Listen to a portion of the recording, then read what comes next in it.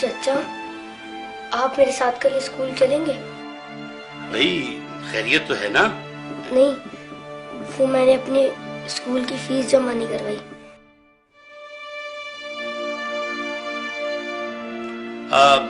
بیٹا تم کیا کرو گے اسکول پڑھ کے؟ دیکھو تم میرے ساتھ دکان پر آ جانا، میرے پاس 2 ملازم ہیں، جب تمہارے کام سمجھ میں آ جائے گا تو ایک کی چھٹی کرا دوں گا۔ تم لوگ دھیان سے پڑھو، ٹیچر کے آنے سے پہلے اپنا ہوم ورک مکمل کر لو۔ اچھا چچا میں چلتا ہوں۔ ارے نہیں بھائی، کھانا کھا کے جانا۔ ہائے ابھی ہمارا کھانا تیار نہیں ہوا۔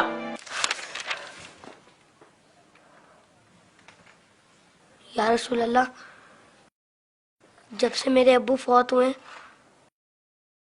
مجھے کسی نے پیار نہیں کیا۔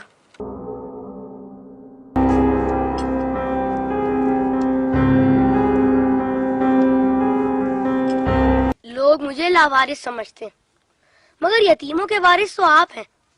شاید یہ بات کسی کو پتا نہیں ہوگی، تبھی تو مجھے اسکول سے نکال دیا۔ لیکن یا رسول اللہ، مجھے کسی سے کوئی شکایت نہیں ہے۔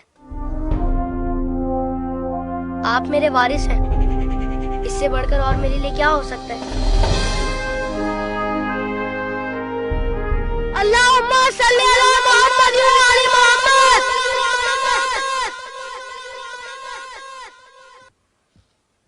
اپنی ولادت کے موقع پر میرا یہ درود شریف قبول فرمائیے۔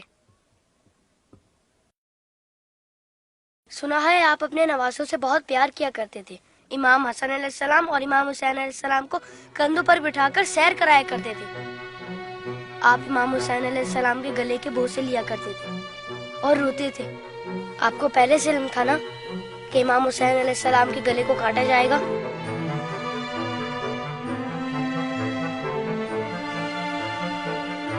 کیا آپ کو کسی نے ممبر سے اتر کر امام حسین علیہ السلام کو گود میں لیتے ہوئے نہیں دیکھا تھا؟ آپ نے تو خطبے کے بیچ میں انہیں گود میں لے کر کہا تھا، اسے پہچان لو، یہ حسین ہے، اسے کبھی تکلیف مت دینا، اس کی ہمیشہ مدد کرنا۔ جس نے حسین سے محبت کی اس نے مجھ سے محبت کی۔ کیا یہ سب کسی نے نہیں سنا ہوگا؟ ساقی کوثر نے جب ننھے علی اصغر کے لیے پانی کا سوال کیا تو یزیدی لشکر میں سے کسی نے بھی انہیں پانی نہیں دیا۔ یا رسول اللہ، آپ کی خاطر بھی نہیں دیا انہیں۔ اور 6 ماہ کا بچہ کتنا پانی پی لیتا؟ چند قطرے۔ حرملہ نے 3 منہ والا ایسا تیر چلایا جس نے شہزادہ علی اصغر کو ایک کان سے لے کر دوسرے تک ذبح کر دیا۔ تیر کتنا بڑا تھا آپ کو تو پتہ ہی ہوگا۔ تیر لگنے پر شہزادہ علی اصغر روئے ہوں گے۔ کٹے ہوئے گلے کو دیکھ کر مولا حسین بھی روئے ہوں گے۔ ننھے شہزادے کی لاش کو لے کر کبھی مولا آگے بڑھتے تو کبھی پیچھے ہٹ جاتے۔ جب شہزادے کو ماں کی گود میں رکھا ہوگا تو تیر چھپا دیا ہوگا۔ ماں نے جب ننھے شہید کو دیکھا تو کہا، ارے تیری عمر کے تو جانور بھی ذبح نہیں ہوتے، ان ظالموں کو تیری کمسنی پر بھی رحم نہیں آیا۔ غازی عباس کے بازو کٹ گئے، سکینہ کی آس ٹوٹ گئی۔ سنا ہے بی بی سکینہ مولا حسین کے سینے پر سوتی تھی، مولا کے دل کا سکون تھی وہ۔ شاید اسی لیے امام حسین نے اپنی شہادت سے پہلے زمین کربلا سے کانٹے چن لیے۔ میرے بات کہیں میری بیٹی کے پاؤں میں کانٹے نہ چبھ جائے۔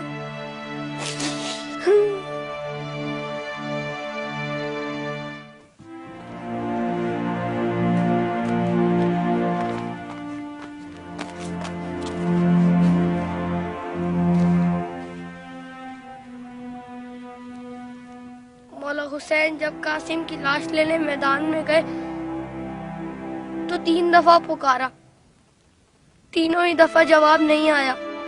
پھر فرمایا، امام ہو کر حکم دیتا ہوں، بتاؤ کہاں ہو تم؟ تو مشرق سے آواز آئی چچا، مغرب سے آواز آئی چچا، چاروں طرف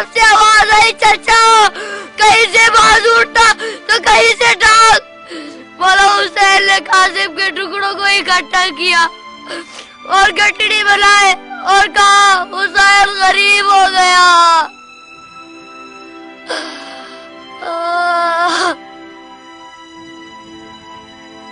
یزید کی فوج میں کسی کو پتا تو ہوگا یا کسی نے بتایا تو ہوگا کہ جن لوگوں کو تم مار رہے ہو وہ نواسہ رسول ہیں. مولا حسین نے بلند آواز میں کہا تھا میں نواسہ رسول ہوں, کوئی میری مدد کرنے والا ہے؟ یہ سن کر یزیدی فوج میں سے ہر کسی نے ان کی مدد تو کی ہوگی.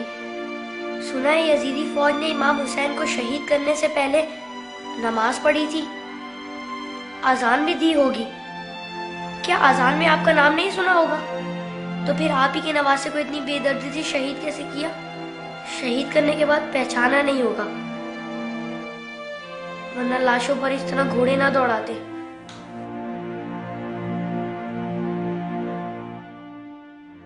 عمر سعد کے بعد شمر نے آ کے کہا میرے عزے کا سر کہاں ہے؟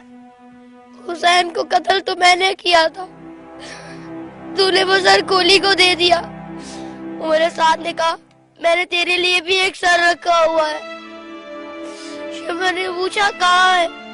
عمر سعد نے کہا چار نیزے برداروں کو لے جا خیمے کے پیچھے. ان ظالموں نے وہاں جا کر زمین میں نیزے مارنے شروع کر دیے. ایک نیزہ ایسا زمین میں گیا کہ ساتھ علی اصغر کو لے آیا.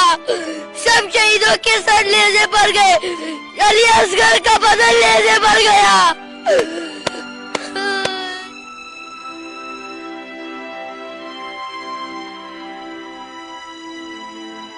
ان ظالموں نے جب بیویوں کو ننگے سر بازاروں میں پھرایا تو امام حسین کے سر نے تلاوت شروع کر دی,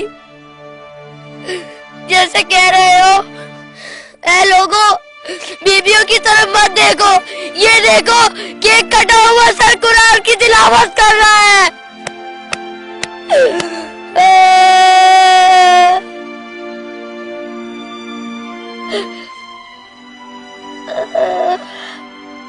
جب میں کربلا کا ذکر کرتا ہوں